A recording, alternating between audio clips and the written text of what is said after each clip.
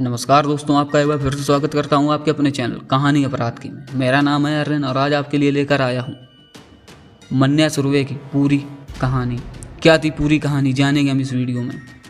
ये उस दौर की बात है जब पुलिस किसी को दिन दहाड़े मार गिराए, ऐसी खबर किसी के रोंगटे खड़ी कर सकती थी।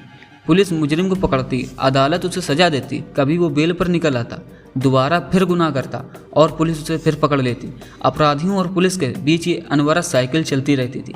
फिर जनवरी 1982 की एक दोपहर मुंबई के लोगों ने पहली बार एक नया शब्द सुना, एनकाउंटर।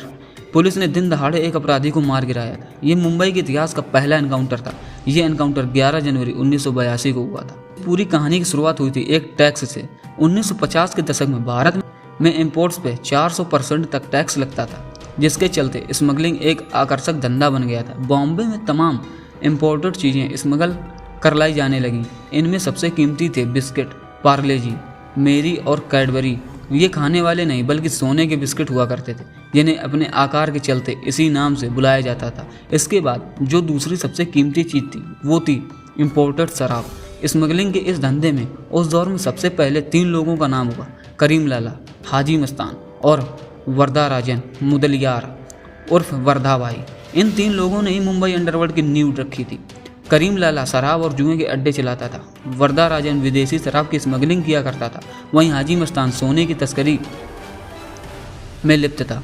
शुरुआत से तीनों के बीच धंधे को लेकर अदावत थी, लेकिन जल्द ही उन्हें एहसास हो गया असफल फायदा मिलकर काम करने में है। इसके अगले 2 दशक तक मुंबई में अंडरवर्ल्ड का काम आसानी से चलता रहा। छोटी मोटी गिरफ्तारियां और कभी कभार सुनाई देने वाले मर्डर केसेस के अलावा ज़्यादातर काम शांति से होता था। हुसैन जैदी लिखते हैं कि पुलिस स्टेशन में तब एक स्पेशल ड्रिंक आती थी जिसे जागदार कोला कहा जाता था। जैसे ही ये कोला पुलिस अधिकारी की मेज पर पहुंचता, पूरा थाना खाली हो जाता। ये पैगाम था वर्धा भाई का। कुछ ऐसी ही हेकड़ी बाकी दोनों डॉन्स भी जताते थे। लोगों से लेकर मुंबई पुलिस के बीच इनका दबदबा था। फिर 80 के दशक में अंडरवर्ल्ड में एक नए गैंग की शुरुआत हुई, डी कंपनी, जिसे 2 भाई मिलकर चलाते थे, दाऊद इब्राहिम कास्कर और साबिर इब्राहिम कास्कर। दोनों की शुरुआत छोटी मोटी उठाईगिरी से हुई थी, लेकिन उनका असल इरादा था मुंबई अंडरवर्ल्ड पर राज करना। करीम लाला का पठान गैंग तब अधिकतर इलाके पर वर्चस्व रखता था।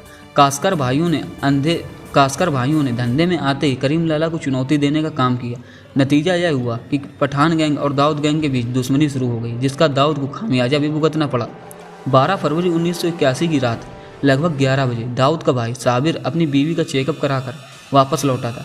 तभी उसके घर का फ़ोन बजा। दूसरी तरफ साबिर की महबूबा चित्रा की आवाज़ थी। चित्रा उससे मुलाकात करना चाहती थी। साबिर अपनी पत्नी को ये कहते हुए बाहर निकल गया कि सुबह तक लौटेगा। फिर पद्मिनी फिएट से उनसे चित्रा को पिकअप किया और मुंबई की सड़कों पर निकल गया। हाजी अली के पास उसने रियर मिरर में देखा कि फूलों से सजी एक सफ़ेद एम्बेसडर उसे पीछे पीछे आ रही। साबिर ने कुछ देर बाद अपनी कार एक पेट्रोल पंप पर रोकी। जैसे ही उसकी गाड़ी पेट्रोल पंप पर रुकी, पीछे से आ रही सफ़ेद एम्बेसडर भी रुक गई। उसमें से निकले तीन लोग। उनके हाथों में थी पिस्तौल। साबिर ने अपनी पिस्तौल निकालने की कोशिश की, लेकिन इतनी देर में उसे गोलियों से छलनी कर दिया गया। माना जाता है कि साबिर की हत्या के बाद मुंबई अंडरवर्ल्ड पूरी तरह से तब्दील हो गया। तो बात शब्दों से होती थी, वहीं गोलियों से होने लगी। इस बदलाव में एक बहुत बड़ा हाथ था मन्या सुर्वे नाम के शख्स का। मन्या का असली नाम था मनोहर अर्जुन सर्वे। 1944 में उसकी पैदाइश हुई थी रत्नागिरी, महाराष्ट्र के एक गांव में। 1952 में वो बॉम्बे आया और एल्फिंस्टन रोड स्थित एक चाल में रहने लगा। मन्या को अंडरवर्ल्ड का पहला पढ़ा लिखा डॉन बताया जाता है। उसने केमिस्ट्री में ग्रेजुएट की डिग्री ली थी और उस जमाने में उसके 78% मार्क्स थे।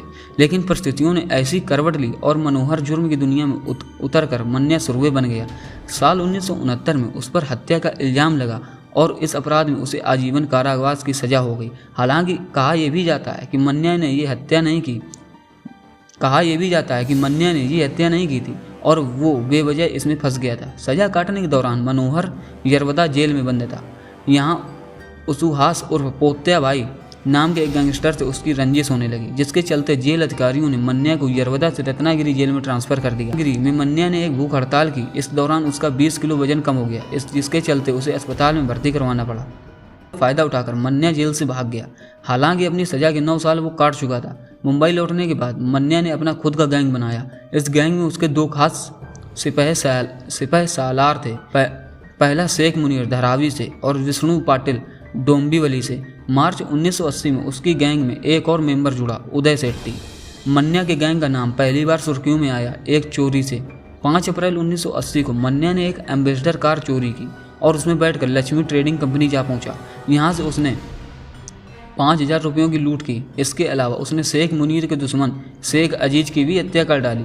मन्या जेल में किताबें पढ़ा करता था। जेम्स हेडली चेस की एक किताब से इंस्पिरेशन लेकर उसने सरकारी दूध स्कीम से पैसे लूटे।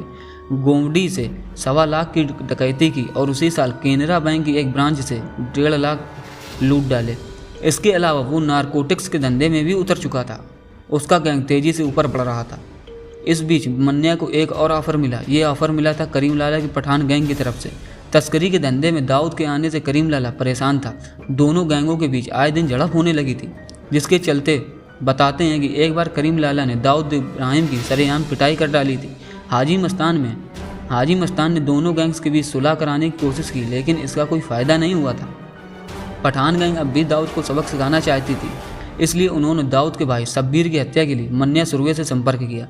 मन्या सुरवे ने अमीरजादा खान और आलमजेब खान के साथ मिलकर साबिर कास्कर की हत्या कर दी। मन्या के कारनामों से मुंबई पुलिस की वैसे किरकिरी हो रही थी। इस हत्याकांड से उन पर और भी प्रेशर पैदा कर दिया। मन्या पर लगाम लगाना जरूरी हो गया था। पुलिस ने दबिश देते हुए धीरे धीरे मन्या के गैंग के सदस्यों पर हाथ डाला। 22 जून 1981 को शेख मुनीर की गिरफ्तारी हुई। अगले कुछ दिनों में मन्या के बाकी गुर्गे भी पुलिस के हत्थे चढ़ गए, लेकिन मन्या पुलिस के हाथ नहीं आया। उसने भिवंडी के एक सेफ हाउस को अपना ठिकाना बनाया। 9 नवंबर 1981 को पुलिस ने यहाँ भी दबिश दी। उन्हें मन्या तो नहीं मिला, लेकिन कुछ ग्रेनेड और रिवाल्वर बरामद हुए। मन्या को पकड़ने के लिए 3 लोगों की एक स्पेशल टीम बनाई गई थी। ये 3 लोग थे इंस्पेक्टर इसाक बागवान, राजा तांबट और सीनियर इंस्पेक्टर वाईडी भिड़े। 11 जनवरी 1982 को इस टीम को खबर मिली कि मन्या वडाला में अंबेडकर कॉलेज जंक्शन पर आने वाला है। तब कुछ मीडिया रिपोर्ट्स में यह भी कहा गया कि ये खबर पुलिस को दाऊद के जरिए ही मिली थी। एक दूसरी कहानी ये है कि मन्या सुरवे की खबर पुलिस को उसकी गर्लफ्रेंड विद्या से मिली थी। 11 जनवरी को दोपहर 1:30 बजे क्राइम ब्रांच की 3 टीम और 18 अफसर मौके पर पहुंचते हैं। करीब 20 मिनट बाद वहाँ एक टैक्सी आती, जिसमें से मन्या उतरता है। मन्या को कुछ ही देर में अंदाजा लग गया कि दाल में कुछ काला है। उसने अपनी जेब से एक वेबले एड स्कॉट रिवाल्वर निकालने की कोशिश की, लेकिन इससे पहले ही वो रिवाल्वर यूज कर पाता, इंस्पेक्टर इसाक बागवान और राजा तांबट ने उसके सीने में 5 चला दी। एक गोली उसके कंधे में लगी। इसके बाद मन्या को एक एम्बुलेंस में हॉस्पिटल ले जाया गया। नज़दीकी हॉस्पिटल तक दूरी 5 चंद किलोमीटर की थी, लेकिन एम्बुलेंस को हॉस्पिटल पहुंचने में पूरे आधे घंटे का वक्त लग गया। रास्ते में ही मन्या सुरवे की मौत हो गई। इलाज में हुई इस देरी के चलते पुलिस पर यह इल्ज़ाम भी लगाया जाता है कि शायद जानबूझकर मन्या को वक्त पर हॉस्पिटल नहीं पहुंचाया गया था। मन्या सुरवे की मौत से सबसे बड़ा फ़ायदा दाऊद इब्राहिम को हुआ। उसने जल्द ही पैठान गैंग को निपटाते हुए मुंबई अंडरवर्ल्ड पर अपना वर्चस्व जमा लिया। यहाँ तक कि अपने भाई की मौत का बदला लेने के लिए उसने करीम लाला के भाई तक को मरवा डाला। मन्या सुरवे के एनकाउंटर के बाद मुंबई में एनकाउंटर की बाढ़ आ गई।